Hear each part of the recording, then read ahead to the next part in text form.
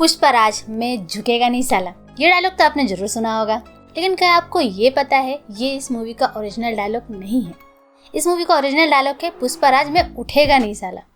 लेकिन श्रेयस ने अपनी परफॉर्मेंस से हिंदी डबिंग में इसको इतना इम्प्रोवाइज किया है कि आज ये हर बच्चा, बूढ़ा, जवान हर कोई जानता है और यही कहता है पुष्पराज मैं झुकेगा नहीं साला। जिस तरह से श्रेयस ने इस सीन को आइकॉनिक बना दिया है, उसी तरह से कई एक्टर और एक्ट्रेस है जिनको एक सिर्फ सीन दिया गया था जो स्क्रिप्ट में बिल्कुल नहीं था और उन्होंने अपनी परफॉर्मेंस से इस चीज को बिल्कुल आइकॉनिक बना दिया है। तो आज हम कुछ ऐसे सीन और डायलॉग के बारे में बात करेंगे जो स्क्रिप्ट में तो बिल्कुल नहीं था, लेकिन एक्टर के परफॉर्मेंस ने उसे आइकॉनिक बना दिया है। वासेपुर की कहानी का हर एक डायलॉग, हर एक सीन आज मीम मटेरियल है। चल।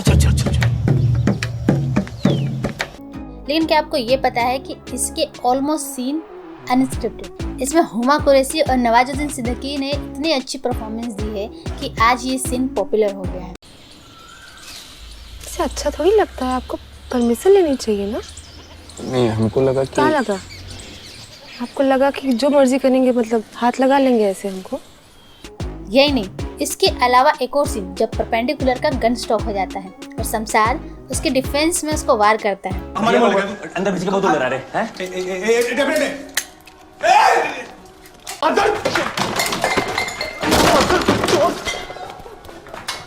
यकीन मानिए ये चेसिंग सीन स्क्रिप्ट में बिल्कुल नहीं था, जिसे देखकर आज भी मुझे हंसी आती है। इस मूवी में आप एक बार आयुष्मान को भूल सकते हो, लेकिन राजकुमार राव का जो रंगबाज लोंडे में ट्रांसमिशन होता है वो आप शायद ही भूल पाओ।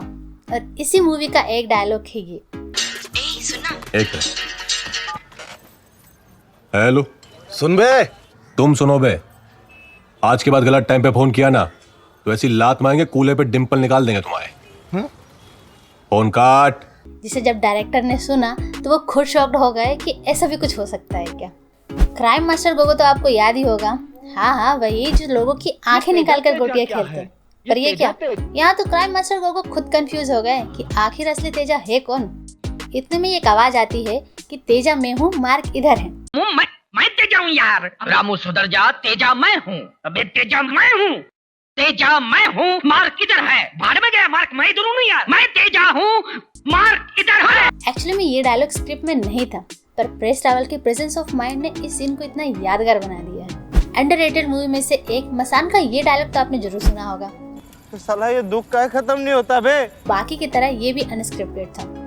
डायरेक्टर ने बताया है कि विक्की ने पहली बार था जब शराब पी थी और फिर जो उनकी रॉ एक्टिंग निकली है जिसने सेट पर सभी को रुला कर रख दिया और ऑन स्क्रीन पर ऑडियंस को रोने पर मजबूर कर दिया था। एसआरके की कॉमिक टाइमिंग तो आपको पता ही होगी।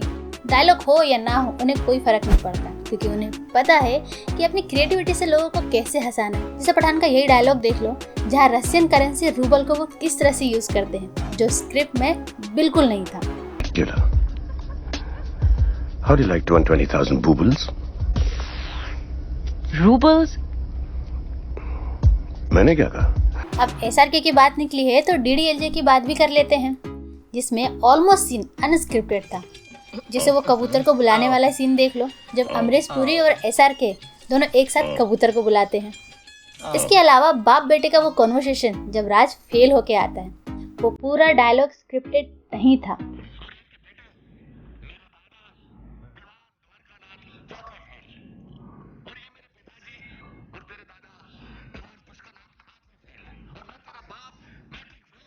यही नहीं, इसके अलावा एक और सीन जब राज काजल को वाटर फ्लावर देते हैं। यकीन मानिए काजल को नहीं पता था कि एसआरके उनके साथ प्रैंक कर रहे हैं और उनका जो रिएक्शन था वो बिल्कुल रॉ और ओरिजिनल था।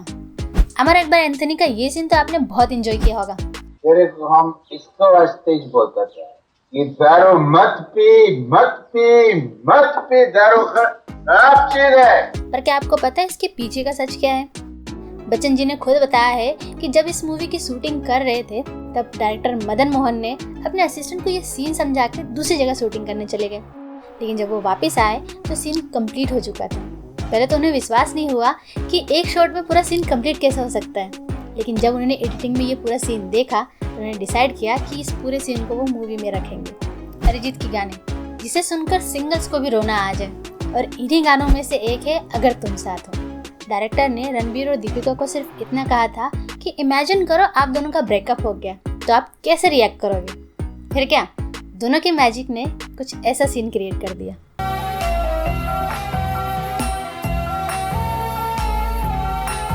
डायरेक्टर सुजीत सरकार, जिनकी हॉबी है अच्छी से अच्छी मूवी बनाना, और इन्हीं की डायरेक्शन की पीकू मूवी जो दिखने में तो काफी नॉर्मल है पर डीप डाउन ये बहुत कुछ कहती है। इसी मूवी का नाइफ सीन जिसमें डायरेक्टर ने सिर्फ सीन समझाया था और तीनों को डायलॉग नहीं दिए थे। अरे ये शायद ड्राइवर रखा होगा, वो हाईवे पे ट्रैवल करते हैं ना, तो सेफ्टी के लिए आई थिंक। इसको रख दो। सुनो, क्या मालूम नहीं कि तुम्हारा गाड़ी में क्या रखा क्या नहीं रखा। This scene was not. और तीनों एक्टर ने इतनी अच्छी एक्टिंग की है कि लगता ही नहीं कि ये डायलॉग अनस्क्रिप्टेड था। अनुराग कश्यप ने इस मूवी के सीन को सिर्फ 2 मिनट का इंट्रो रखा था, लेकिन एक्टर के बीच मजेदार कन्वर्सेशन को देखते हुए उन्होंने कट नहीं बोला। तू बीच में मत बोल। सर एक्टर लोग ऐसा करते हैं, मतलब क्या? घर पे एक नाम और पर्दे के लिए दूसरा नाम। क्यों? अमिताभ बच्चन का क्या है नाम घर पे? हाँ? और फिर क्या, इस पूरे कन्वर्सेशन को बिना कट किए मूवी में इंक्लूड किया है। इन सभी सीन में आपका फेवरेट सीन कौन सा है नीचे कमेंट में जरूर बताना, और यहाँ तक आए हो तो चैनल सब्सक्राइब जरूर करते जाना। Thanks for watching.